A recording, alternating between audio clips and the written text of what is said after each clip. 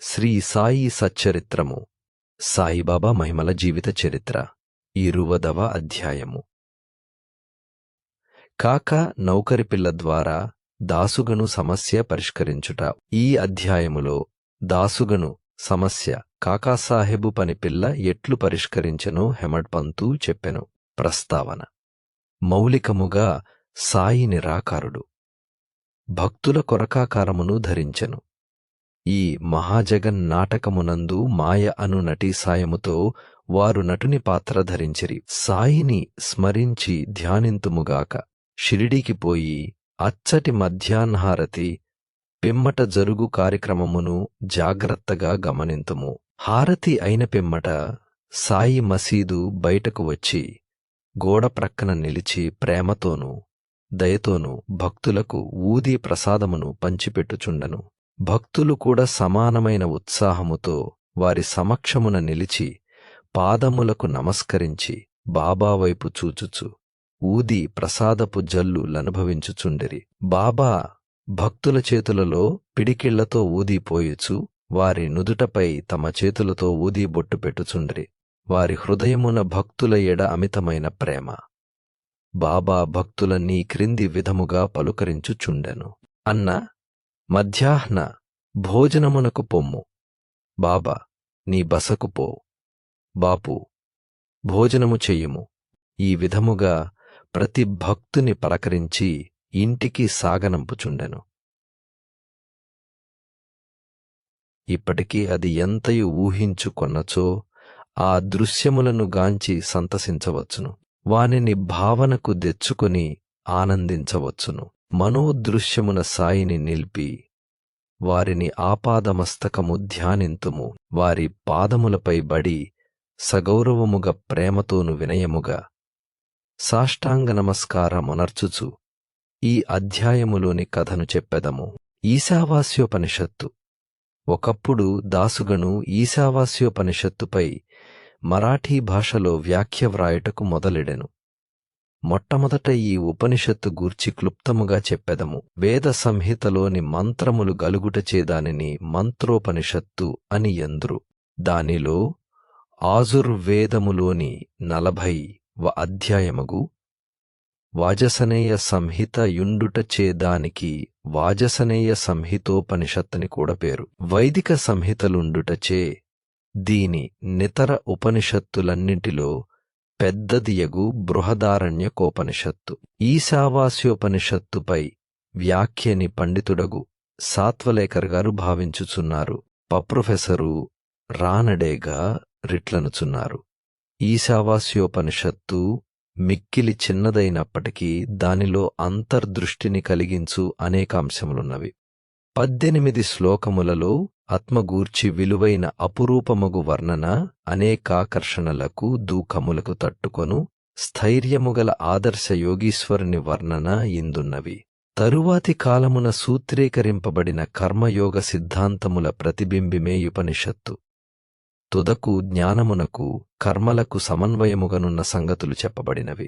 ఈ ఉపనిషత్తులోని సారాంశమే మన జ్ఞానమార్గమును కర్మయోగమును సమన్వయము చేసి చెప్పుట. ఇంకొక చోట వారిట్లనిరి: ఈశావాస్యోపనిషత్తులోని కవిత్వము, నీతి, నిగూఢతత్వము, వేదాంతముల మిశ్రమము పై వర్ణము బట్టి ఈ ఉపనిషత్తు మరాఠీ భాషలోనికి అనువాదము చేయుట ఎంత కష్టమో గమనించవచ్చును. దాసుగను దీనిని మరాఠీ ఓవి ఛందములో వ్రాసెను. దానిలోని సారాంశమును గ్రహించలేకుండుటచే వ్రాసిన దానితో నతడు తృప్తి చెందలేదు. కొందరు పండితులనడిగెను, వారితో చర్చించెను. కాని వారు సరియైన సమాధానమియ్యకుండిరి. కావున దాసుగను కొంతవరకు వికలమనస్సు డయ్యెను. సద్గురువే బోధించుటకు యోగ్యత సమర్థత గలవారు. ఈ ఉపనిషత్తు వేదముల యొక్క సారాంశము. ఇది ఆత్మసాక్షాత్కారమునకు సంబంధించిన శాస్త్రము. ఇది జనన మరణములనే బంధములను తెగగొట్టు ఆయుధము లేదా కత్తి. ఇది మనకు మోక్షమును ప్రసాదించును. కనుక నెవరైతే ఆత్మసాక్షాత్కారము పొందియున్నారో అట్టివారే ఈ ఉపనిషత్తులోని అసలు సంగతులు చెప్పగలరని అతడు భావించెను. ఎవరునూ దీనికి తగిన సమాధానము నివ్వనప్పుడు దాసుగను సాయిబాబా సలహా పొంద నిశ్చయించుకొనెను. అవకాశము దొరికినప్పుడు షిరిడికి పోయి సాయిబాబాను కలిసి వారి పాదములకు నమస్కరించి, ఈశా, వాస్యోపనిషత్తులోని కష్టముల చెప్పి సరియైన అర్థము చెప్పుమని వారిని వేడుకొనెను. సాయిబాబా ఆశీర్వదించి ఇట్లనెను, నీవు తొందరపడవద్దు. ఆ విషయములో నెట్టి కష్టము లేదు. కాకాసాహెబు దీక్షితుని పనిపిల్ల తిరుగు ప్రయాణములో నీ సందేహమును విలీపార్లేలో తీర్చును. అప్పుడక్కడనున్నవారు దీనిని విని బాబా తమాషా చేయుచున్నారని అనుకొనిరి. భాషాజ్ఞానము లేని పనిపిల్ల ఈ విషయమెట్లు చెప్పగలదనిరి. కాని దాసుగను ఇట్లను కొనలేదు. బాబా పలుకులు బ్రహ్మవాక్కులనుకొనెను. కాక యొక్క పనిపిల్ల బాబా మాటలందు పూర్తి విశ్వాసముంచి దాసుగను షిరిడి విడిచి విలీపార్లే చేరి కాకాసాహెబు దీక్షితు ఇంటిలో బసచేసెను. ఆ మరుసటి దినం ఉదయము దాసుగను నిద్రనుంచి లేవగనే యొక్క బీదపిల్ల చక్కని పాటను మిక్కిలి మనోహరముగా పాడుచుండెను. ఆ పాటలోని విషయము ఎర్రచీర వర్ణనము. అది చాలా బాగుండెననియు, దాని కుట్టుపని చక్కగా నుండెననియు, దాని ఎంచులు చివరలు చాలా సుందరముగా నుండెననియు పాడుచుండెను. ఆమె చిన్నపిల్ల ఆమె చింకిగుడ్డను కట్టుకొని పాత్రలు తోముచుండెను. ఆమె పేదరికము, ఆమె సంతోషభావమును గాంచి దాసగను ఆమెపై జాలిగొనెను. ఆ మరుసటి దినము రావు బహద్దర్యం వి ప్రధాన్ తనకు దోవతుల చవులివ్వగా ఆ పేదపిల్లకు చిన్న చీరనిమ్మని చెప్పాను. రావు బహద్దరు యొక్క మంచి చిన్న చీరను కొని ఆమెకు బహుకరించెను. ఆకలితోనున్నవారికి విందు భోజనము దొరికినట్లు ఆమె అమితానంద పరవశురాలయ్యెను. ఆ మరుసటి దినమామె ఆ క్రొత్త చీరను ధరించెను.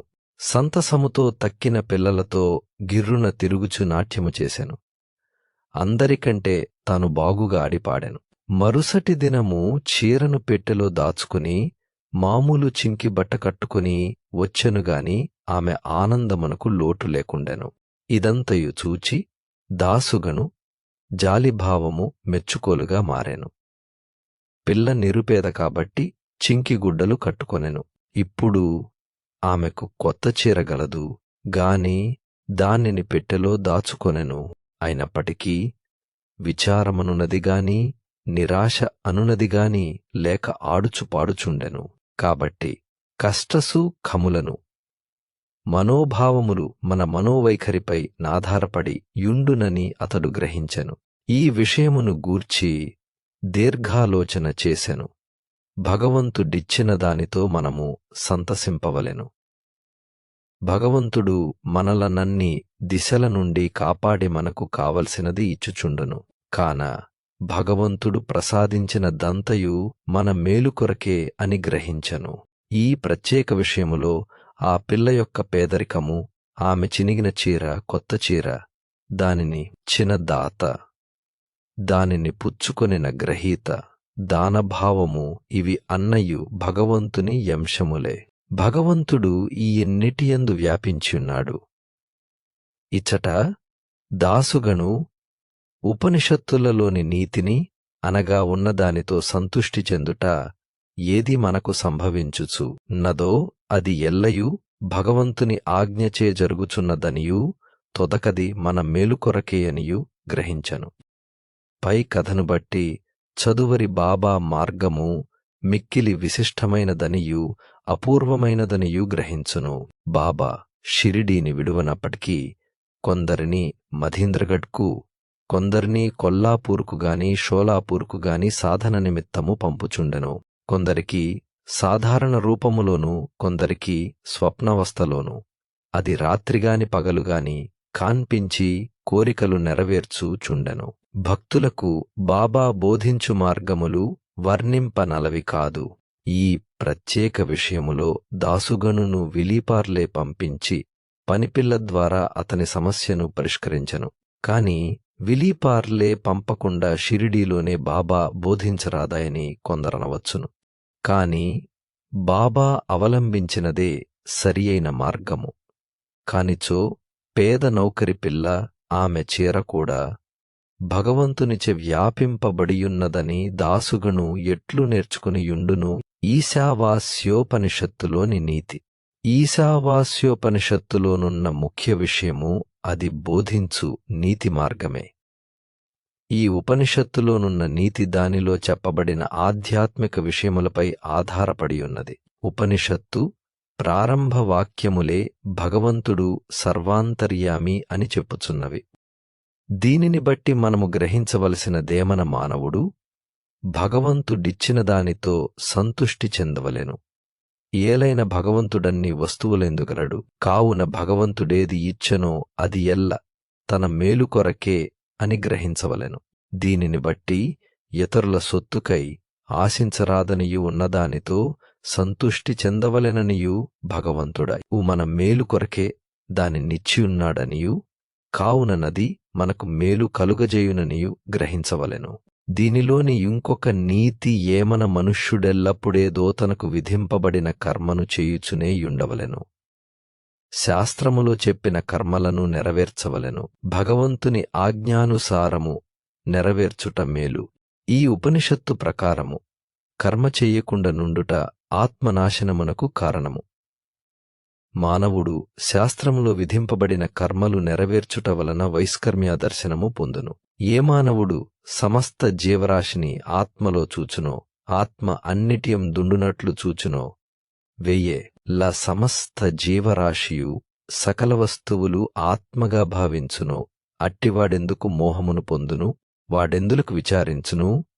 అన్ని వస్తువుల్లో నాత్మను చూడకపోవుటచే మనకు మోహము, అసహ్యము, విచారము కలుగుచున్నవి. ఎవడైతే సకల వస్తుకోటిని ఒక్కటిగా భావించునో, ఎవనికైతే సమస్తమాత్మయగునో, వానికి మానవులు పడు సామాన్యు బాధలతో సంబంధము లేదు. అనగా నతడు కష్టములకు మార్పు చెందడు. 20వ అధ్యాయము సంపూర్ణము.